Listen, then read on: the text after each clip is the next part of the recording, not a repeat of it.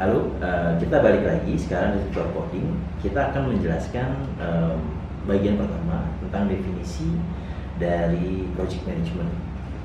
Sebenarnya project management itu bisa punya multitafsir gitu ya. Setiap orang bisa mendefinisikan project management dengan caranya mereka masing-masing.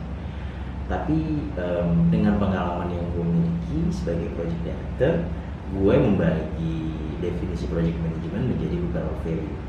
Value yang pertama adalah project management itu adalah proses of delivery, berkaitan dengan proses of delivery. Kenapa? Karena sebagai project manager kita harus bisa memastikan dan memanage semua fitur yang sudah kita janjikan di awal, semua promise yang kita sudah berikan ke klien bisa terdeliver dengan baik dan benar. Ada 3 parameter yang bisa kita lakukan untuk memeasure project itu bisa deliver dengan baik dan benar atau tidak. Yang pertama adalah dari sisi waktu, yang kedua dari sisi resource, dan yang ketiga adalah dari sisi cost. Jadi ketika kita ingin memanage project dan mendeliver project tersebut dengan baik dan benar, kita harus selalu memperhatikan 3 variabel tersebut. Value berikutnya yang terkait dengan project management adalah art of negotiation. Karena sebagai project manager pasti kita akan sering berhubungan, akan sering menemui limitation dalam menjalankan day-to-day operation dari sebuah project. Limitationnya apa? Ada apa aja sih? Yang pertama mungkin terkait dengan resource. Karena kadang dalam sebuah project kita tuh nggak selalu memiliki privilege untuk memiliki resource yang cukup untuk mendeliver sebuah project. Nah di sana adalah letak pentingnya kekuatan negosiasi. Kita juga bisa melihat bagaimana misalkan resource kita terbatas tapi kebutuhan dari kliennya memang agak sedikit banyak gitu ya. Kita bisa menegosiasikan nih, menjelaskan ke klien bahwa kita bisa men-set priority gitu ya. Yang pertama adalah yang must have, lalu yang kedua adalah nice to have. Kita harus bisa memastikan bahwa poin-poin yang ada di must have solution itu bisa kita deliver dengan baik ke klien. Supaya apa? Supaya kita bisa mendapatkan win-win solution antara klien dan juga internal resource. Nah, yang ketiga, value yang ketiga project management itu berhubungan dengan people relationship.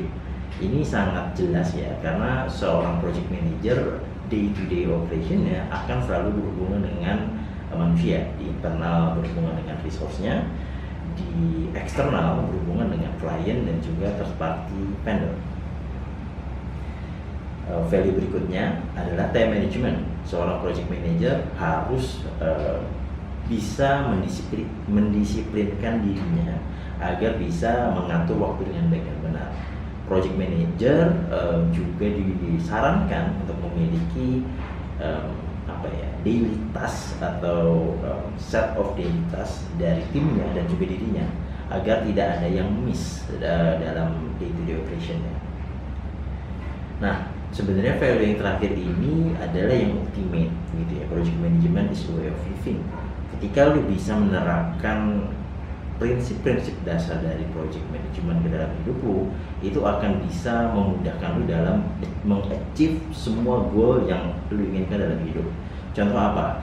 Misalkan sekarang lu dalam kondisi ingin ambil S2 gitu ya, lu bisa menerapkan project management gitu ya. Lu mungkin di awal bisa nge-gather all the information related to your study. Misalkan lu harus tahu apa aja sih sebenarnya yang dibutuhkan untuk bisa ambil S2 dari sisi cost, dari sisi administrasi, dan juga dari specific knowledge yang lu butuhkan gitu ya.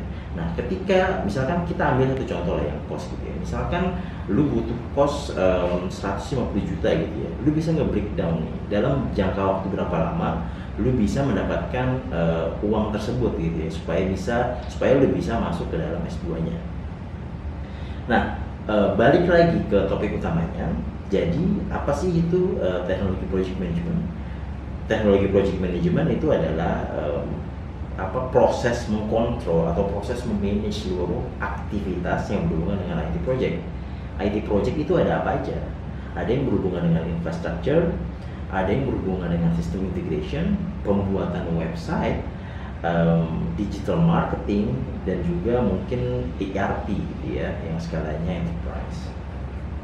Nah, seorang project manager dalam environment-nya atau di project environment itu selalu memiliki 3 variabel utama. Yang pertama adalah klien, gitu ya. Yang kedua adalah internal resource, yang ketiga adalah third party vendor. Dan seorang project manager ada di tengah-tengahnya. Jadi project manager harus bisa memanage ekspektasi dari klien, harus bisa memanage load kerjaan dari teman-teman yang ada di dalam internal, gitu ya. Dan juga bisa memanage komunikasi ke third party vendor. Nah, in summary, gitu ya, seorang project manager memiliki 3 requirement utama. Yang pertama adalah organization skill, bagaimana caranya dia bisa memiliki to-do list dan mempunyai prioritas di setiap harinya, di setiap minggu, sampai akhirnya bisa mendeliver sebuah project. Yang kedua, requirement yang paling utama menurut gue adalah domain expertise, gitu ya. Karena kita ngebahas tentang IT project management, penting banget buat lo yang ingin berkarir sebagai IT project manager untuk memiliki domain expertise. Domain expertise-nya ada apa aja? Ada 3 hal utama, gitu ya. Yang pertama adalah programming atau web development atau desktop development, gitu ya. Knowledge tentang UI UX, gitu ya. Bagaimana caranya membuat tampilan sebuah website atau tampilan sebuah aplikasi yang lebih nyaman digunakan oleh customer. Dan yang ketiga adalah business analyst, bagaimana sih sebenarnya pembuatan aplikasi ini berimpact pada bisnisnya. Nah, dari 3 domain expertise itu, ini nggak harus semuanya punya, gitu ya. Mungkin lu bisa mulai dari IT-nya dulu, atau lu bisa mulai dari UI UX-nya dulu, atau lu bisa mulai dari business analyst-nya dulu. Nah, untuk requirement yang ketiga, ini yang biasanya rata-rata ya, seorang project manager untuk entry level sudah memiliki skill ini. Skillnya adalah soft skill, gitu ya. Ini berkaitan dengan communication, gimana caranya lu menyampaikan maksud dan tujuan lu pada tim, supaya nggak ada bias antara lu dan tim lu, antara lu dan klien, antara lu dengan third party vendor. Balik lagi di tutor coding, kali ini gua akan ngebahas tentang requirement pertama dari seorang project manager, gitu ya. Requirement-nya adalah organization skill. Organization skill ini ada 2 variabel, gitu ya. Yang pertama, sebagai seorang project manager, lu harus banget punya self discipline yang baik. Self discipline itu apa? Ini kayak ability atau kemampuan untuk nge-push diri lu untuk selalu bisa maju, untuk bisa punya motivasi yang tepat setiap harinya dan ngambil action. Jadi nggak cuma punya motivasi aja, tapi juga bisa ngelakuin action. Nah, ini penting banget sih disiplin ini ya, karena kalau lu aja nggak bisa ngatur diri lu sendiri, masih sering bangun kesiangan, masih sering terlambat datang ke kantor, atau masih suka terlambat ngatur meeting, atau kelupaan untuk balas email dan lain-lain, itu harus dirubah pelan-pelan sih kalau lu mau jadi seorang project manager. Nah, yang kedua adalah ability untuk memanage day-to-day operation. Sebagai project manager, kita punya banyak metodologi, gitu ya, dari SDLC sampai Scrum, gitu ya. Yang paling umum dipakai adalah yang Kanban, gitu ya. Kanban itu terbagi menjadi 3 hal, gitu ya. Ada yang to do, on progress atau yang sedang lo lakukan sekarang, sama yang ketiga adalah dan. Lu bisa ngebuat multiple tiket, gitu ya, yang harus lo lakukan hari ini, gitu ya. Nanti ketika sudah selesai, bisa lu geser perlahan-lahan ke doing sama dan. Oke, lalu kita balik lagi di tutor coding. Kali ini kita akan membahas tentang requirement yang kedua sebagai teknologi project manager. Yang kita maksud requirement adalah domain expertise. Domain expertise ini adalah hard skill, kebutuhan utama atau kemampuan lu mengerti tentang apa yang lu kerjakan di project, gitu ya. Ada 4 domain utama dari IT project management, gitu ya. Yang pertama adalah web dan application development, gitu ya. Web application development ini bisa jadi adalah yang paling penting ini. Mungkin nggak semua orang ngerti cara ngoding, gitu ya. Cuman ketika kita ngebahas konteksnya adalah web and apps development, penting bagi lu untuk mengerti gimana sih cara para teman-teman developer ini ngerjain sebuah aplikasi atau ngerjain sebuah website. Domain yang kedua adalah di UX dan UI strategy, gitu ya. ini akan lebih banyak ngebahas tentang gimana sih customer behavior orang ketika menggunakan website itu seperti apa. Lebih banyak di mobile kah atau lebih banyak di website kah? UI seperti apa yang cocok dengan brand dari klien kita? Ini menjadi salah satu domain yang paling utama kalau misalkan emang mau belajar sebagai teknologi project manager.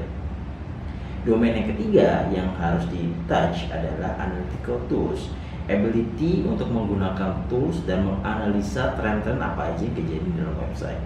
Tools yang paling populer digunakan adalah Google Analytics. Gimana caranya ngelihat visitor yang datang ke dalam website, dibikin funnel gitu ya. Jadi ketika pertama kali dia datang, mayoritas itu melakukan apa? Dari situ kita bisa lihat behavior dari customer atau behavior dari visitor. Berapa banyak retention rate-nya, berapa banyak conversion ke registration-nya. Dari situ kita bisa cek lah apa optimal atau enggak website atau aplikasi yang kita buat. Dari situ juga kita bisa ngedapetin insight. Kira-kira improvement apa aja yang harus kita lakukan supaya website kita atau aplikasi yang kita bangun bisa menjadi jauh lebih baik. Domain yang keempat adalah digital marketing. Gitu ya. Website mungkin jadi salah satu variabel yang utama dari digital marketing. Tapi bukan itu aja. Digital marketing juga mencakup SEO, gitu ya, paid ads, SEM dan lain-lain. Ada juga yang berhubungan dengan social media strategi, gitu ya, postingan di Instagram, gitu ya, gimana caranya bisa mendapatkan engagement rate yang tinggi di social media, entah itu di Instagram atau di Facebook atau juga di YouTube, gitu ya. Nah, in general digital marketing adalah menggabungkan atau mengkoneksikan semua elemen-elemen itu, gitu ya, social media. Ada dua hal gitu ya, ada own asset sama paid asset. Own asset itu kan yang di website, sedangkan paid asset itu adalah yang ada berhubungan dengan paid media gitu. Kita harus bisa mengintegrasikan kedua hal tersebut. Itu yang akan banyak dibahas di domain expertise digital marketing. Kali ini kita akan ngebahas tentang soft skill. Soft skill secara definisi adalah personal attribute dulu gitu ya, gimana caranya lu bisa menginfluence orang lain yang berhubungan dengan lu dalam bidang pekerjaan gitu ya, untuk bisa memberikan hasil yang baik dan benar. Nah, ada 4 soft skill yang akan dibahas kali ini. Yang pertama adalah leadership. Leadership ini adalah ability atau kemampuan lu untuk memotivasi tim lu ketika mereka dihadapkan dengan proyek yang sulit untuk deliver. Contoh, misalkan lu dapat proyek di mana lu harus mendeliver proyek tersebut dengan bahasa pemrograman baru, padahal tim lu tidak punya pengalaman dalam menggunakan programming language tersebut gitu. Atau contoh lainnya adalah misalkan lu harus nge-revamp sebuah website dalam waktu yang sangat terbatas, tapi fitur-fiturnya ada banyak banget gitu ya.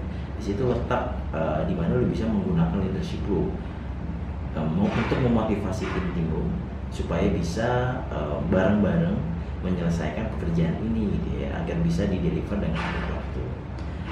Soft skill kedua yang akan gue bahas adalah communication, karena lagi-lagi seperti yang di awal gue bilang, sebagai project manager lu ada di tengah-tengah nih, lu jadi center of every single things gitu ya.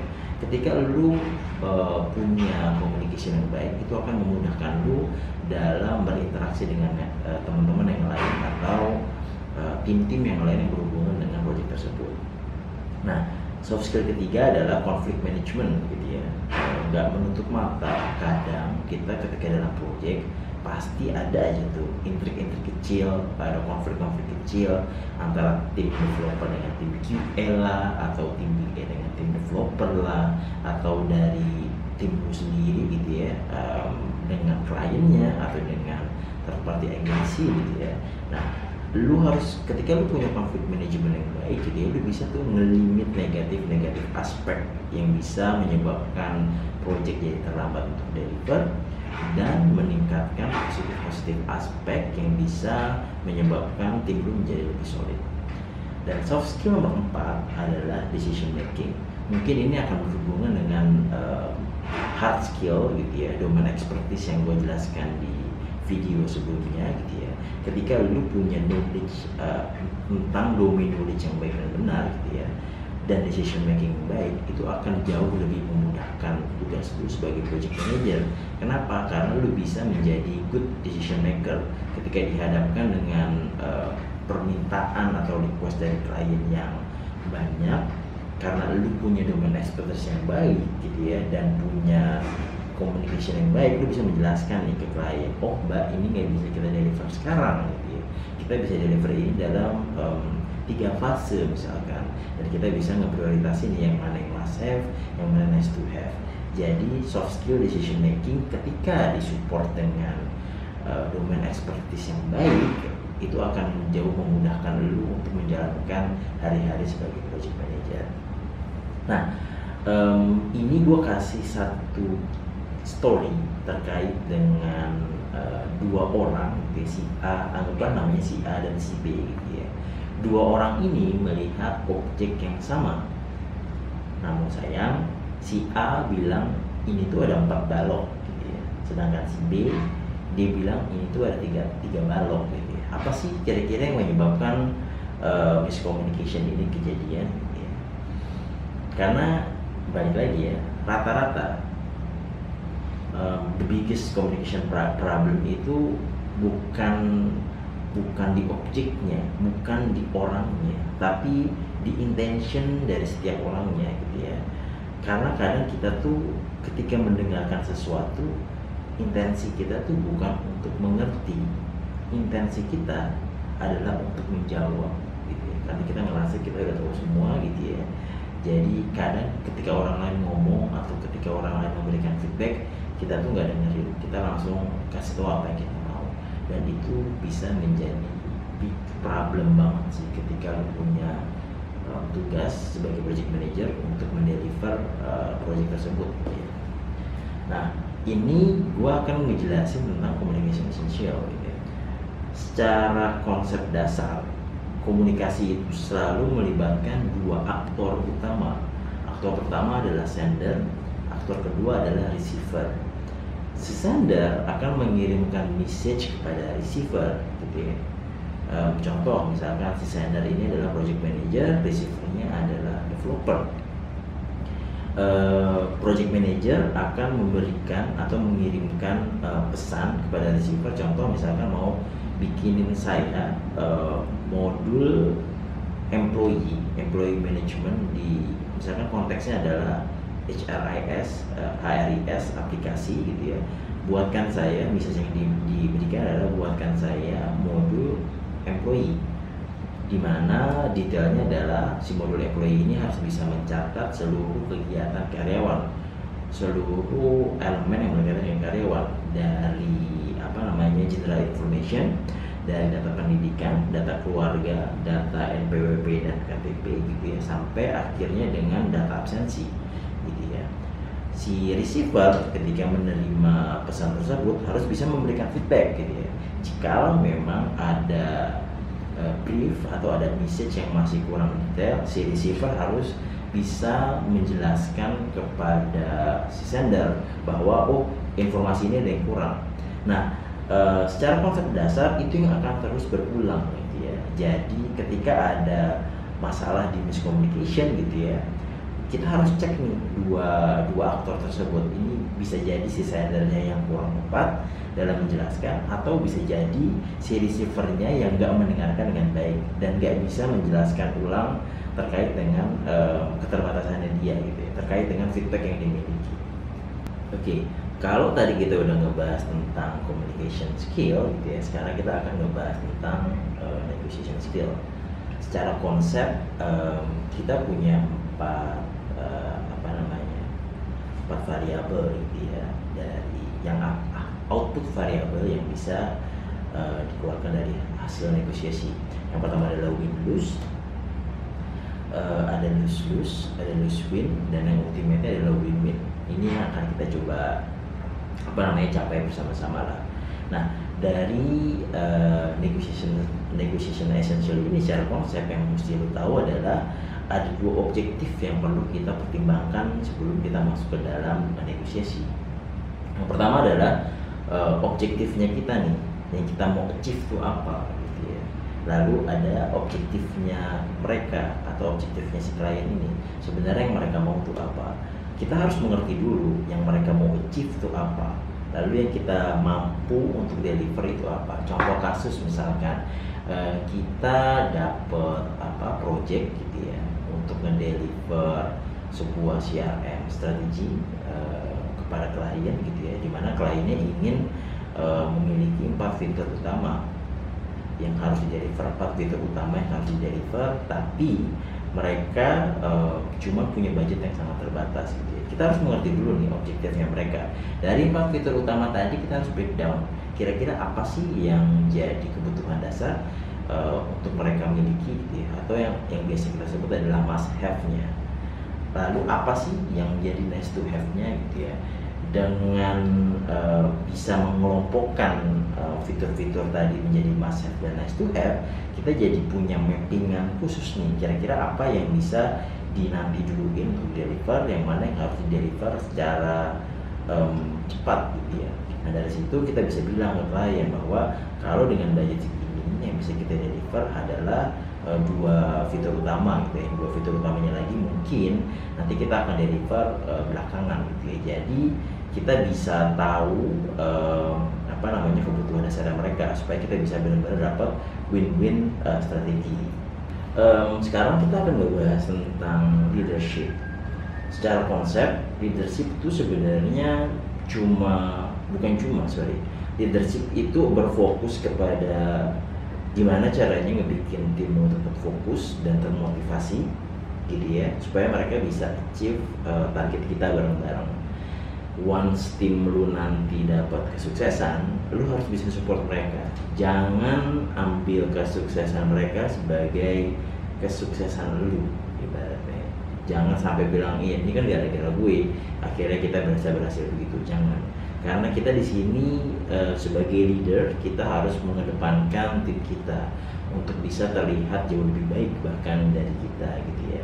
Ketika nanti ada permasalahan pun gitu ya, bukan dibalik, bukannya itu jadi salah mereka, tapi justru disitulah letak posisi kita gitu ya. Ketika ada kesalahan, ya kita harus maju gitu, akuin bahwa itu adalah kesalahan kita yang salah memanage mereka sehingga terjadi kesalahan tersebut. Nah biasanya ketika di timnya gitu ya, suka kebalik tuh orangnya. Ketika nanti ada kesuksesan, kita yang di depan, gitu kita anggap itu adalah kita ngeklaim bahwa kesuksesan itu berkat kita. Ketika ada kesalahan, kita ngeblamein orang. Dibalik, leader yang baik adalah dia yang mau mengakui kesalahannya dan membiarkan orang lain bersinar. Gitu ya. Nah, sebagai leadership gitu ya, mungkin terlihat gue bukan orang yang memiliki bakat leadership gitu ya. Nggak ada masalah, karena semua orang bisa mempelajari tentang leadership gitu ya.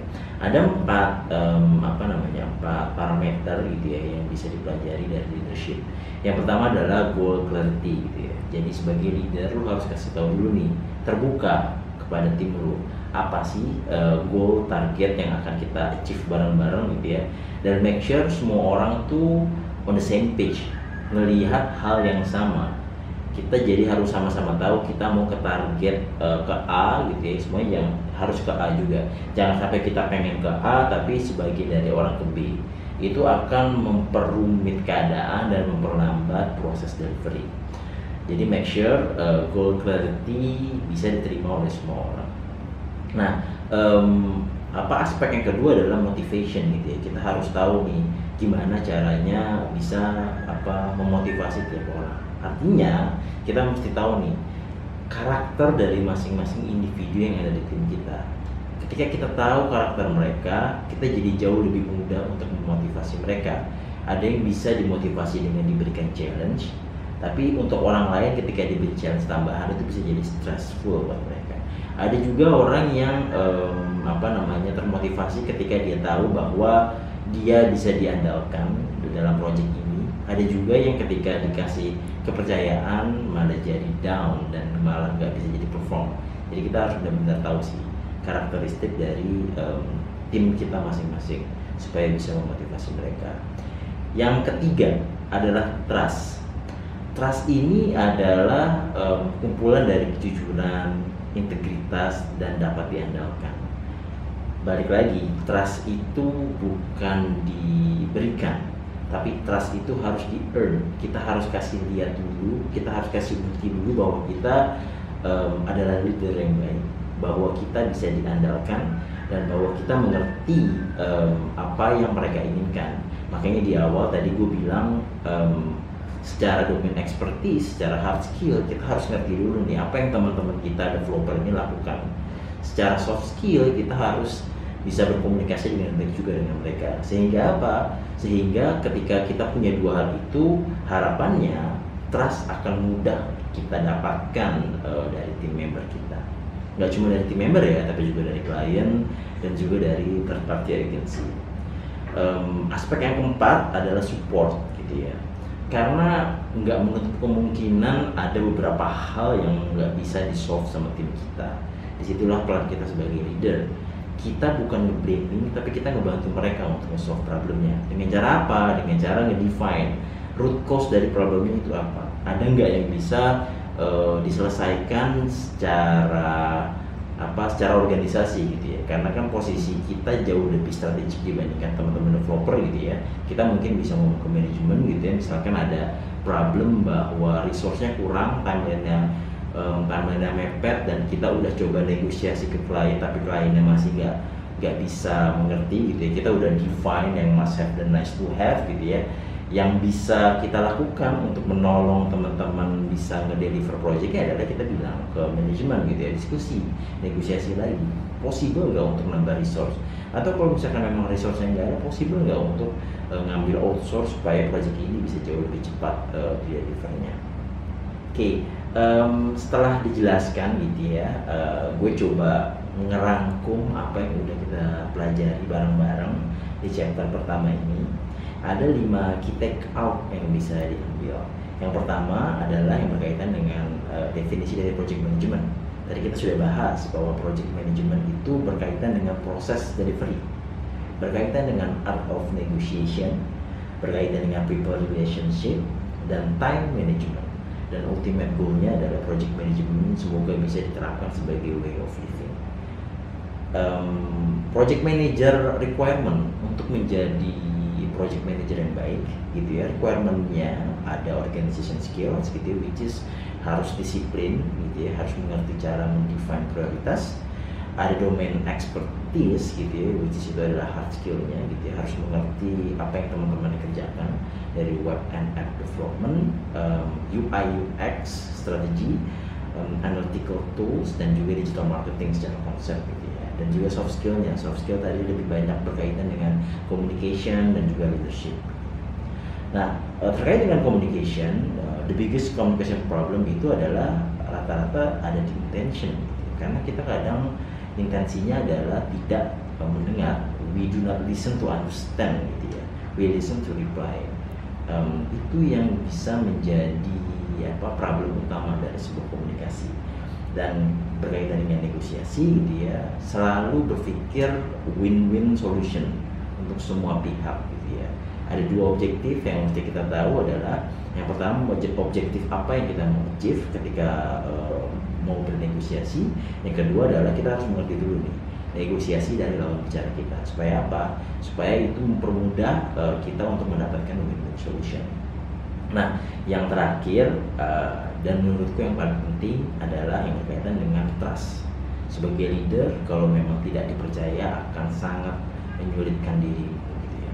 Trust itu hal yang paling penting, dan trust harus di-earn. You need to earn your trust. Terima kasih banyak.